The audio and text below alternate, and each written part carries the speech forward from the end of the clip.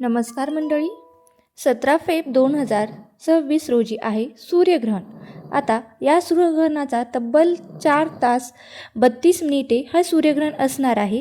म्हणजे त्याचं सावट असणार आहे. सूर्यग्रहणाच्या आधी सुतक काळ सुरू होतो, म्हणून भारतात हे सूर्यग्रहण दिसेल की नाही, सुतक पाळायचं की नाही पाळायचं, वेळ काय असेल, या काळात काय करावं काय करू नये, या व्यतिरिक्त या ग्रहणाने कोणाचा गोल्डन कार्ड सुरू होणार आहे, कोणाच्या राशीला ग्रहण असेल, या सर्व प्रश्नांची उत्तरे आपण आजच्या व्हिडिओमध्ये जाणून घेणार आहोत.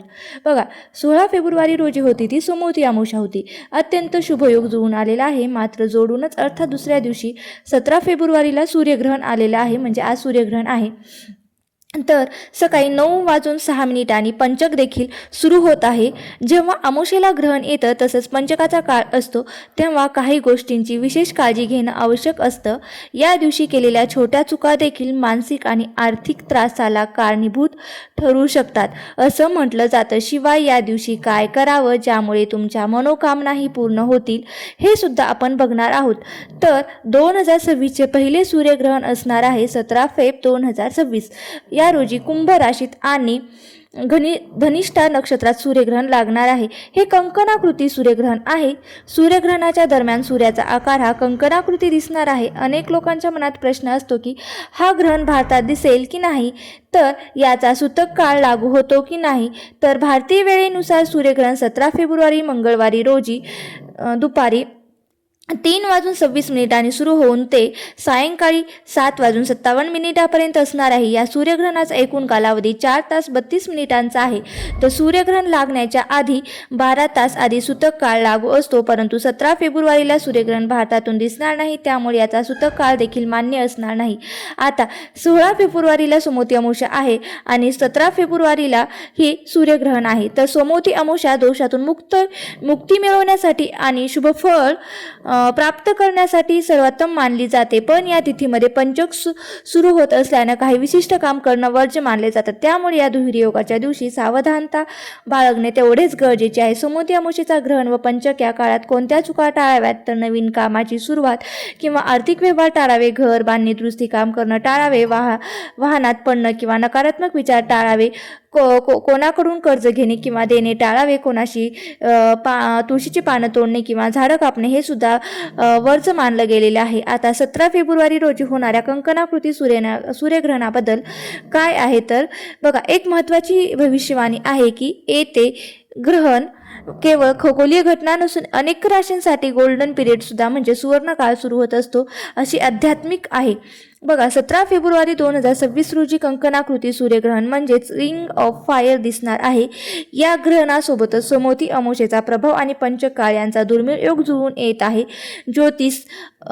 ज्योतिषशास्त्रानुसार दुपारी 3 ते 5 ही वेळ तुमच्या आयुष्यातील नकारात्मकता संपवून नवीन ऊर्जेचा स्वीकार करण्यासाठी अत्यंत प्रभावी मानली गेलेली आहे. ग्रहण कुंभ राशीत होत असून तिथे ग्रहणाची जी स्थिती निर्माण होत आहे ती योग्य पद्धतीने हाताळल्यास पुढील 5 वर्ष तुमच्यासाठी यशाची आणि समृद्धीची दारे उघडू शकतात. या काळात त्याने गोल्डन पिरियड्स असं सुद्धा म्हटलेलं आहे. या काळात काय करावं, तर ग्रहणाच्या काळात चंद्राची सावली सूर्याला झाकते. या सावलीच्या काळात आपल्या अंतर्मनातील गुप्त इच्छा आणि भीती बाहेर येतात. अरुण कुमार व्यास यांनी या काळात शॅडो मॅनिफेक्शन करण्याचा दिला होता. आधी सांगितल्याप्रमाणे जसं सूर्यग्रहणाचा काळ आहे दुपारी 3:26 पासून ते सायंकाळी 7:57 असणार आहे. तर सायंकाळी 5:13 पासून ते सायंकाळी 6:11 काळात या परमोच्च क्षणावर असणार आहे. म्हणून दुपारी 3 ते 5 या काळात शांत बसून स्वप्नावर लक्ष केंद्रित केल्यास ब्रह्मांडीय ऊर्जा तुमच्या इच्छा पूर्ण करण्यास नक्की मदत करेल. मग दुपारी 3 ते 5 या काळात आपण काय करू शकतात, तर मौन पाळू शकता. शक्य असल्यास या 2 तासात मौन पाळावे. विनाकारण बोलण्याने ऊर्जा खर्च होऊ नये. या काळामध्ये आपण जप तप ध्यान करू शकता. ओम नमः शिवाय किंवा आपली इष्टदेवतांची जप सुद्धा करू शकता. या काळात केलेली उपासना 10 पटीने अधिक फलदायी ठरू शकते. एवढंच नाही तर तुम्हाला पुढील 5 वर्षात काय साध्य करायचं आहे याचा ठाम संकल्प आपण मनात ठेवला तर नक्कीच पूर्णत्वास जाऊ शकतो. आधी सांगितल्याप्रमाणे बघा, मनात असलेली आणि भविष्याची भीती काढून टाका आणि आत्मविश्वासाने सुवर्ण काळाचं स्वागत करा. या काळात सूर्याकडे पाठ करून उभं राहावं, ज्यामुळे जमिनीवर तुमची सावली पडेल. तिच्याकडे बघत सूर्यदेवाला मनोमन वंदन करून आपली इच्छा मनात बोलून दाखवावी आणि येत्या काळात ती पूर्ण होणार आहे याची अनुभूती घ्यावी. यालाच आपण शॅडो मॅनिफेक्शन असं म्हणतो. या काळात अगदी काहीही जमलं नाही तर फक्त शिवपंचाक्षरी मंत्र ओम नमः शिवाय या मंत्राचा जप करा, ज्यामुळे अमावस्येचं ग्रहण तसेच पंचकाचा कोणताही नकारात्मक प्रभाव तुमच्यावर पडणार नाही. सूर्यग्रहणानंतर आंघोळ जरूर करावी, त्यामुळे सूर्यग्रहणाचा नकारात्मक प्रभावातून तुम्हाला नक्कीच मुक्ती मिळेल. त्यानंतर घरात गंगाजल शिंपडावे, घराच्या देवाऱ्यात मूर्तींना स्वच्छ पाण्याने धुवून घ्यावं आणि पुन्हा त्याची स्थापना करावी, पूजा करावी. ग्रहणानंतर विशेषतः दानधर्म करावा, हे पुण्याचं काम मानलं गेलेलं आहे.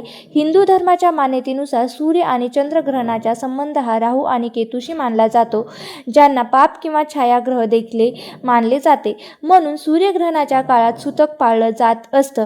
हे कंकणाकृती सूर्यग्रहण असून हे भारतातून दिसणार नाही, त्यामुळे भारतातील ज्या गर्भवती महिला आहेत त्यांनी या सूर्यग्रहणाचे वेद नियम पाळण्याची गरज नाही.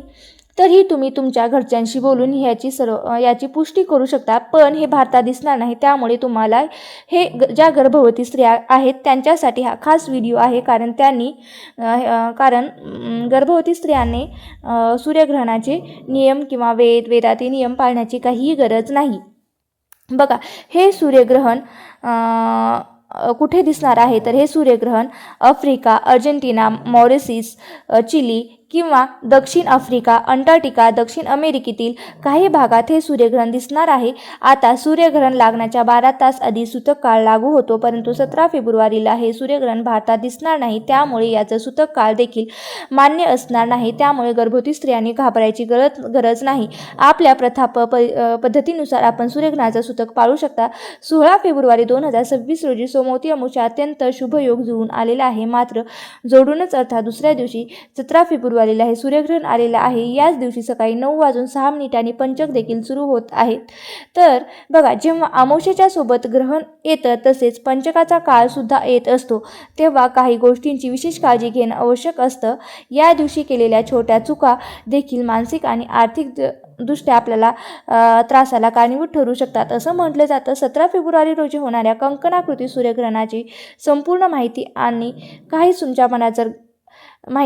जर काहीही तुमच्या मनात गैरसमज झाली असतील तर अशी खात्री आहे. या व्यतिरिक्त सूर्यग्रहणाबाबत तुम्हाला काही विशेष माहिती पाहिजे असेल तर तुम्ही नक्की मला कमेंट बॉक्समध्ये करून सांगा, जेणेकरून मला त्याच्यावरती नवीन व्हिडिओ तुमच्या बाबतीत बनवता येईल. तुम्हाला